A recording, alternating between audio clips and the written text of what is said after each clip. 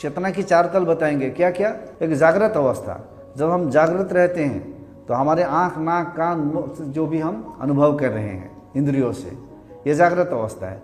जागृत अवस्था में मन में विचार आ रही है, सोच चल रहा है, थिंकिंग एक्टिव है। उसके बाद जागृत के बाद निद्रा अवस्था है।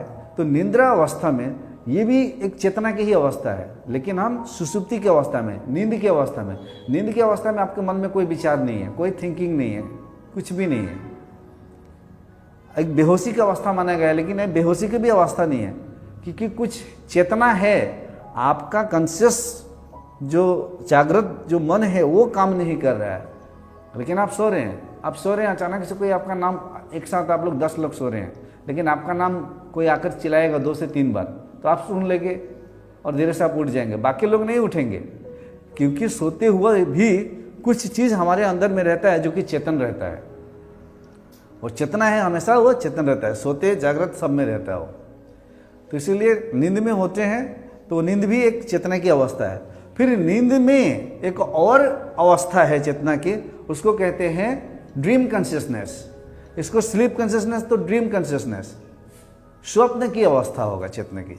अब स्वप्न की अवस्था में उसमें क्या है कि एक अलग दुनिया होगा, अलग स्वप्न देखेंगे, अलग जगहों की कुछ भी स्वप्न में जो चल रहा है, लेकिन कुछ ना कुछ चल रहा है आपके अंदर उस वक्त भी, ब्रेन के अंदर आपके चेतना बह रही है कुछ चीज़ों को लेकर। तो ये भी एक स्वप्न की स्थिति है। फिर चौथा जो तल है वो कहते हैं उस स्थिति में, उस चेतना में कुछ भी नहीं चलता है। ये 3 तक मैंने बता दिया, जहाँ पे शून्य सन्नाटा है, कुछ भी नहीं चलता है। उसी को कुछ लोग तुरिया कहते हैं, कुछ और कहते हैं, जो भी हो वो एक ऐसी चेतना की अवस्था है जिसे प्योर कॉन्शियसनेस कहते हैं in terms of scientific word. आज के डेट में मॉडर्न साइंस में प्योर कॉन्शियसनेस मतलब प्योर चेतना कहते हैं, विशुद्ध चेतना।